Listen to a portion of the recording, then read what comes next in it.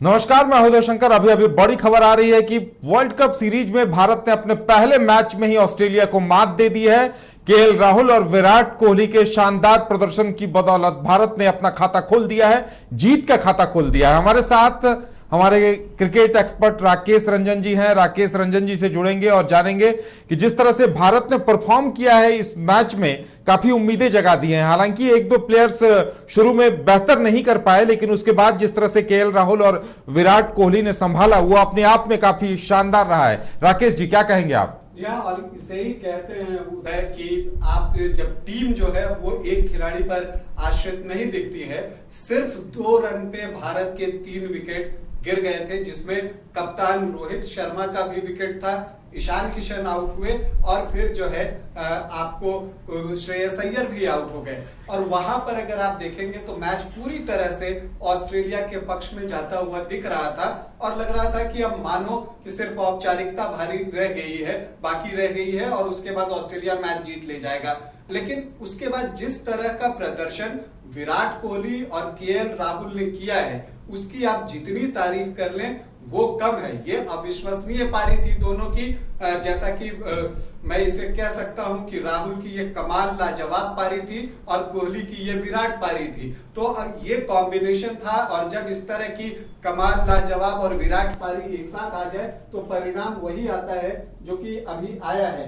अब अगर हम बात करें कि किस तरह की चीजें जो है अगर इस मुकाबले में हुई हैं, तो यहाँ पर आप ध्यान देंगे कि भारत ने जो है वो लाजवाब प्रदर्शन किया है और इसकी बदौलत ही भारत को ये जीत मिली है।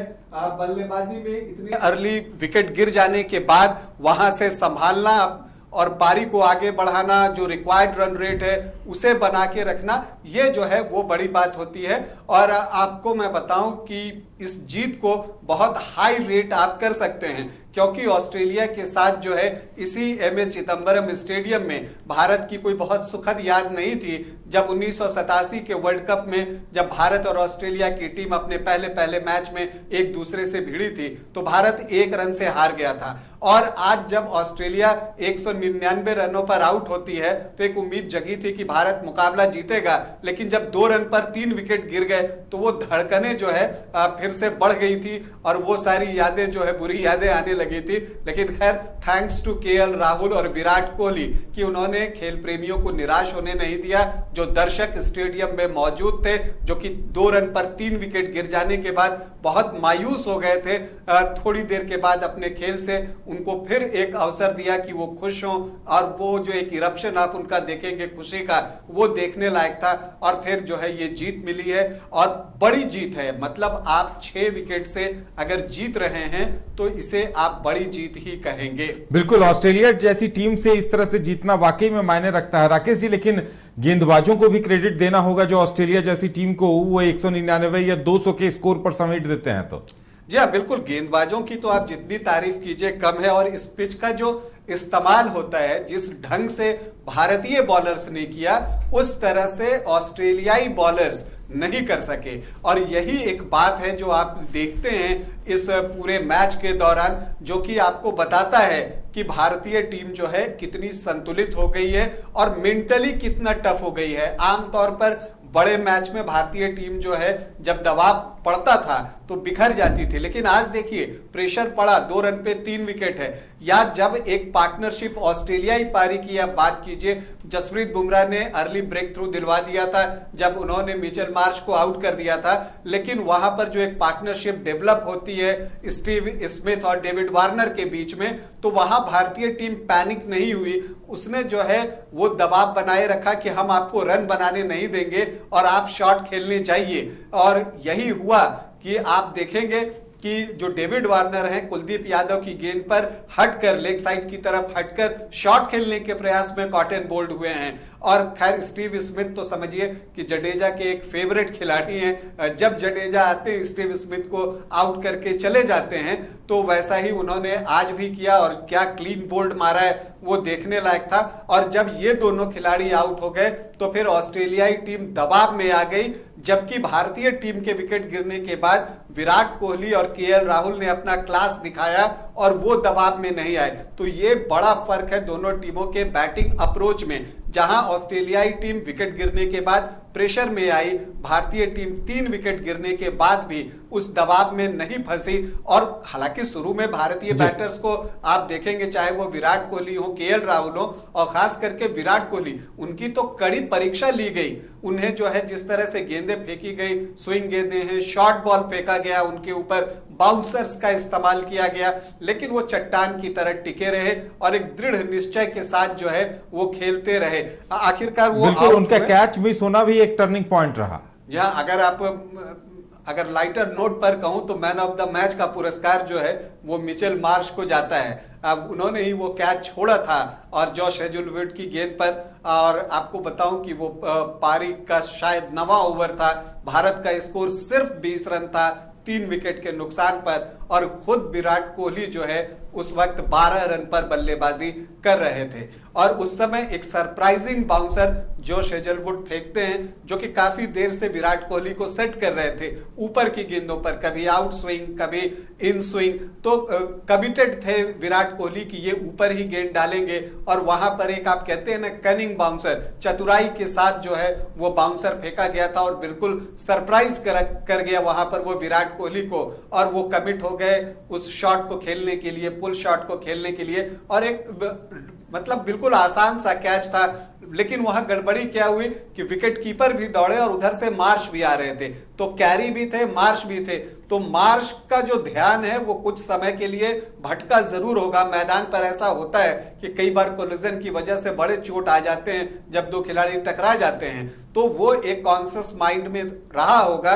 और विकेट कीपर के दौड़ने के बाद और फिर उनके दौड़ने के बाद दोनों जो है वो गेंद तक पहुंचे नहीं, फील्डर पहले पहुंचे, मार्श। और आप देखेंगे कि जब वो कैच लेने की कोशिश करते हैं तो कैच हाथ के बजाय उनके चेस्ट के आसपास आकर जो है वो छिटकता है और फिर वो नीचे गिर जाता है। और मैं समझता हूं कि ये वो मोमेंट है जो इस मैच का टर्निंग पॉइंट साबित हुआ। आमतौर पर जो टर्निंग पॉइंट होता है वो बाद के ओवरों में आता है, लेकिन ये बहुत भारत की पारी की शुरुआत में ही वो टर्निंग पॉइंट मैच का आ गया। और ऐसे भी कहा जाता है कि पकड़ो कैच जीतो मैच। और आपने, मैं सच कहूं तो मार्श ने वो कैच नहीं मैच छोड़ा था। ये बात उस वक्त जब हम मैच देख रहे थे उसी वक्त हमारे जुबान से ये बातें निकली थी कि ये कैच नहीं मैच छोड़ा गया है, और आखिरकार वही हुआ।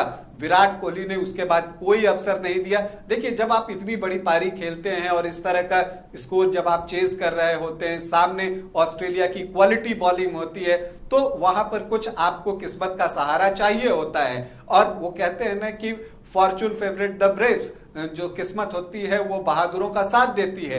और जिस बहादुरी के साथ विराट कोहली ने बैटिंग की और जिस समझदारी के साथ बैटिंग की वो लाजवाब थी। और मैं आपको बताऊं कि विराट कोहली जब आउट हुए तो टीम का स्कोर जो है 167 रन था, तो सिर्फ 33 रन बचे हुए थे। और मुझे लगता है कि विराट को बहुत अफसोस हो रहा होगा कि वो ऐसे वक्त पर आउट हो गए, क्योंकि विराट जो है मैच फिनिश करने के लिए जाने जाते हैं। उन्हें पसंद है कि जब वो आए तो आखिरी बॉल खेल कर जाएं, टीम को जिता कर जाएं। तो वो अवसर वो आज चूक गए। लेकिन अभी ये विश्व कप की शुरुआत है, आगे बहुत सारे मैच मिलेंगे। लेकिन अच्छी बात ये है कि एक तरफ से केएल राहुल जो है वो जमे रहे और उन्होंने जिस तरह की बल्लेबाजी की है वो उनकी मैच्योरिटी को दिखाता है। और ये बात भी बताता है उदय कि क्यों जब केएल राहुल की वापसी हुई तो कई आलोचक थे, कई बार हम लोगों ने भी ये बात कही कि ईशान किशन के ऊपर जो है राहुल को तरजीह देना ठीक नहीं। लेकिन होता क्या है कि जब टीम खेलती है साथ में तो वो देखती है कि राहुल की क्वालिटी क्या है। तो यही वजह थी कि टीम उनको पूरी तरह से बैक कर रही थी। और इस बात को बहुत पहले क्लियर कर दिया गया था कि अगर राहुल वर्ल्ड कप के लिए फिट होते हैं तो वो प्लेइंग 11 का हिस्सा होंगे as a wicket keeper batter. और क्यों ऐसा किया गया था इस बात को आज जो है राहुल ने दिखाया। और एक तरह से आप कह सकते कि उन्होंने टीम मैनेजमेंट के फैसले को बिल्कुल सही साबित किया। बहुत ही मैच्योर पारी। और जिस तरह से उन्होंने ज़ेम्पा को, मैं केएल राहुल की बैटिंग की बात कर रहा हूं, ज़ेम्पा को उनके पहले ओवर में जो 2 कट लगाए हैं और उसमें से जो एक लेट कट लगाया है वो तो आपकी आंखों में बिल्कुल जैसे बस जाए। क्या क्रिकेटिंग शॉट था वो, बहुत दिनों के बाद इस तरह का लेट कट आपको देखने को मिला। और ज़ेम्पा जो कि ऑस्ट्रेलिया के लीडिंग स्पिनर थे और इस पिच पर स्पिनरों को मदद थी, तो जेम्पा को उन्होंने सेटल ही नहीं होने दिया। इस पहले ओवर में जिस तरह से 2 बाउंड्री निकाली और फिर जेम्पा पे काउंटर अटैक करते गए, तो जेम्पा सेटल डाउन ही नहीं हो सके। उन्हें अपने लेंथ के बारे में वो पता ही नहीं चला कि वो गेंद डाले कहां, क्योंकि थोड़ी सी शॉर्ट गेंद होती थी तो स्क्वायर ऑफ द बाउंड्री, और सब कन्वेंशनल शॉट, ऐसा नहीं कि कोई रिवर्स स्वीप खेल रहे हैं। जो शॉट क्रिकेट के पारंपरिक शॉट है वो उन्होंने खेले, और कट और स्क्वायर कट, और जेम्पा को बिल्कुल ही जो है वो बैकफुट पर डाल दिया। और देखिए यहां पर जेम्पा का विकेट लेना बहुत जरूरी था। जब लंच आवर में हम लोगों ने शो किया था तो उस वक्त भी मैंने कहा था कि जेम्पा अच्छे स्पिनर हैं, लेकिन जहां तक क्वालिटी की बात है तो वो अश्विन, कुलदीप और जडेजा की क्वालिटी को मैच नहीं करते हैं। और ये बात साबित हुई कि इस पिच पर जहां स्पिनरों के लिए मदद था वो मदद वो नहीं निकाल पाए। ये बात भी सही है कि जब भारतीय टीम बैटिंग कर रही थी तो मुझे लगता है कि ड्यू जो है वो प्ले में आ गया था, और सुपर शॉपर चलते हमने आउटफील्ड में देखा भी, और गेंद बदली भी गई, और इन चीजों से भी ऑस्ट्रेलियाई बॉलिंग को बाद में नुकसान हुआ होगा, क्योंकि जब इस तरह की स्थिति आ जाती है तो गेंद गीली हो जाती है और फिर जो है ग्रिप करना स्पिनर्स के लिए भी बहुत कठिन हो जाता है। और जेम्पा का बॉलिंग विश्लेषण देखिए, वो कोटा पूरा नहीं कर सके। 8 ओवर में उन्होंने 53 रन दिए हैं, मतलब आप समझिए 6.5 से ज्यादा का औसत उनकी गेंदबाजी पक्का रहा। तो भारत ने बिल्कुल एक प्लान्ड वे में, वो जानते थे कि जेम्पा हमारे लिए खतरा पैदा कर सकते हैं, तो उन पर काउंटर अटैक किया और जेम्पा को कभी सेटल डाउन होने ही नहीं दिया। और यही वजह है कि भारतीय टीम ये मैच बड़ी आसानी से जीत कर ले गई। बिल्कुल राकेश जी, जिस तरह से मैच हुआ, भारत ने बैटिंग, बॉलिंग, फील्डिंग तीनों ही में अच्छा प्रदर्शन किया है, और विराट कोहली का फॉर्म में आना ये भी लगता है कि भारत के लिए एक बेहतर संकेत है कि पहले ही मैच में उन्होंने बेहतरीन प्रदर्शन कर दिखाया है। जी हाँ, और विराट ने जो आज पारी खेली है 85 रनों की, 116 गेंद लिए, बिल्कुल एक आइडियल सिचुएशन था उदय। 200 रन आपको चाहिए थे जीतने के लिए, required run rate exact 4 run का था। तो स्कोर बोर्ड का जो प्रेशर होता है वो इस मैच के दौरान भारतीय पारी पर था ही नहीं, क्योंकि ये तय था कि अगर भारतीय टीम 50 ओवर खेल लेगी तो वो मैच जीतेगी। तो इसका एक फायदा जो है वो भारतीय टीम को मिला है। एक बड़ी बात जो होती है कि ऑस्ट्रेलिया ने 199 रन बना तो दिए थे, लेकिन उनके जब कुछ विकेट गिरे, खास करके आखिर के ओवरों में आप देखें, पैट कमिंस की बात कर लें आप, या उसके पहले जिस तरह से लाबुशेन ने एक स्लॉग स्वीप की कोशिश की, तो वो क्यों की? क्योंकि उन्हें पता नहीं था कि इस विकेट पर कितने रन जो है वो सेफ होंगे कि जिसे वो डिफेंड कर सकेंगे। तो उन्हें ये पता नहीं था, और इसलिए शॉट खेलने के दौरान उन्होंने अपने विकेट जो है वो गंवाए हैं। जबकि दूसरी तरफ भारतीय टीम के साथ एक अच्छी बात ये थी कि इन्हें अपना लक्ष्य पता था, टारगेट पता था, तो इनके अंदर वो हड़बड़ी नहीं थी। अगर एक ओवर में 2 रन भी आए तो उन्हें चिंतित होने की जरूरत नहीं थी, क्योंकि उन्हें पता था कि रिक्वायर्ड रन रेट तो सिर्फ 4 का है, उसे आप कभी भी मैनेज कर सकते हैं। और यही वजह है, जब आप शुरुआती कुछ ओवरों में देखेंगे तो 15 ओवरों तक भारत का रन रेट 3 या 3 से जस्ट ऊपर था, लेकिन फिर जैसे जैसे समय गुजरता गया, विकेट पर समय बिताया विराट कोहली और केएल राहुल ने, तो उन्होंने पिच का अनुमान लगा लिया और फिर वो सिंगल डबल करते हुए जो है मैच को नजदीक लेते चले गए। और एक बार जब 150 का आंकड़ा जो है 3 विकेट पर ही क्रॉस हो गया तो ये साफ हो गया था कि भारत ये मैच जीत कर ले जाएगा। बिल्कुल, इसके साथ साथ अब आने वाला मैच जो होने वाला है, भारत का मुकाबला, और ऑस्ट्रेलिया के साथ ये भी कहा जा सकता है कि पिछले दिनों ही ऑस्ट्रेलिया के साथ भारतीय टीम के जो मैचेस हुए थे उसका भी काफी फायदा मिला है, लेकिन आने वाली टीमों के साथ भी मुकाबला दिलचस्प देखने को मिलेगा। जी हाँ, बिल्कुल। अभी तो ये टूर्नामेंट की शुरुआत है, ये पहला मैच है, लेकिन जो एक मोमेंटम भारतीय टीम को चाहिए था वो मोमेंटम इस मैच से भारतीय टीम को मिल गया है। और वो मोमेंटम ऑस्ट्रेलिया जैसी टीम को 5 बार की चैंपियन टीम है। और अगर आप विश्व कप का भी आंकड़ा देखें तो इससे पहले जो भारत और ऑस्ट्रेलिया के बीच 12 मैच हुए हैं वर्ल्ड कप में, उसमें से 8 मैच जो है वो ऑस्ट्रेलिया की टीम ने ही जीता है। भारत के हिस्से सिर्फ 4 मैच आए थे, अब ये 13 में 5-8 हो गया है। तो ऑस्ट्रेलिया को वर्ल्ड कप पसंद है, भारत को वर्ल्ड कप में उन्होंने कई बार शिकस्त भी दी है। तो उस टीम के खिलाफ जो जीत है वो आपके कॉन्फिडेंस को बढ़ाने वाला है। तो ये जो विश्वास आप यहां से लेकर अगले मैच में जाएंगे अफगानिस्तान के खिलाफ, जब 11 तारीख को आपका मुकाबला होगा, तो निश्चित तौर पर उसका फायदा आपको मिलेगा। और मुझे लगता है कि शुभमन गिल जैसे आज नहीं खेले वो एक झटका था, और मुझे अभी भी लगता है कि शुभमन गिल की जो है उस टीम को जरूरत है, क्योंकि ओपनिंग में आपको एक ऐसा बैटर चाहिए जो खड़ा होकर बैटिंग कर सके, और शुभमन गिल में वो एबिलिटी है। ईशान को जो आज मौका मिला था वो बजा नहीं पाए। हालांकि एक मैच के आधार पर कोई आलोचना करना वो ठीक नहीं है, लेकिन इसके बाद भी मैं कहता हूं तो अब आपका अगला मैच अफगानिस्तान से है, तो अगर गिल को आप वहां भी विश्राम दे देते हैं तो ये 2 मैच तो आपके निकल जाएंगे। 14 तारीख को भारत का सबसे बड़ा मुकाबला है, अगर कहें भारत और पाकिस्तान के बीच में, वो नरेंद्र मोदी स्टेडियम अहमदाबाद में होना है। तो उस समय तक जो है शुभमन गिल फिट हो जाएं, ऐसी हम सभी की कामना है कि उस मैच में वो जरूर खेलें। उसका एक जो है बड़ा फर्क पड़ेगा टीम के ऊपर, टीम के कॉम्बिनेशन के ऊपर। हालांकि ये जो जीत है ये आपको मोमेंटम देगी, आपके गेंदबाजों को कॉन्फिडेंस मिलेगा, क्योंकि देखिए ये हमेशा कहा जाता था कि इंडिया का जो बॉलिंग है वो बहुत कमजोर है, लेकिन आज जिस तरह से जसप्रीत बुमराह ने शुरुआती ओवरों में गेंदबाजी की है और मिचेल मार्श को अपने दूसरे ओवर में आउट भी किया, या रन भी जसप्रीत बुमराह ने ज्यादा नहीं दिए, 10 ओवर में सिर्फ 35 रन उन्होंने दिए और 2 विकेट लिए। तो जो भारत के दोनों तेज गेंदबाज थे, चाहे आप जसप्रीत बुमराह की बात कर लें या मोहम्मद सिराज की बात कर लें, तो दोनों ने जो उनकी भूमिका थी उसका जो है बखूबी निर्वहन किया है, और तीनों स्पिनर तो आउटस्टैंडिंग थे। हालांकि देखिए अश्विन का अगर हम बात करें तो उन्होंने 10 ओवर में 34 रन देकर 1 विकेट लिए हैं, लेकिन आज अगर जितने ओवरों का मैच हुआ, पूरे दिन का मैच देखने के बाद अगर कोई एक गेंद थी तो वो 18वें ओवर की गेंद थी जो कि रविचंद्रन अश्विन ने फेंकी थी, और वो जो गेंद थी वो ऑफ स्पिन के एक्शन में फेंकते हैं, लेकिन जो है वो बैक ऑफ द हैंड से वो फेंकते हैं, वो कैरम बॉल, और वो जो लेग स्पिन कर वो बाहर की ओर जो निकलती है और जिस पर कि बल्लेबाज पूरी तरह से बीट हो जाते हैं वहां पर स्टीव स्मिथ, वो गेंद मुझे लगता है कि सब बहुत ही खूबसूरत गेंद थी, बॉल ऑफ द मैच थी। हालांकि देखिए कहानी ये दिलचस्प है कि उस गेंद पर सिर्फ बल्लेबाज बीट होता है, उस गेंद पर विकेट नहीं मिलता। लेकिन इसके अलावा आप देखें रविंद्र जडेजा, मैं हमेशा से ये मानता हूं कि अगर पिच फेवरेबल हो तो रविंद्र जडेजा से खतरनाक बॉलर और कोई नहीं होता, क्योंकि उनकी आदत है वो विकेटों के अंदर गेंद को डालते हैं।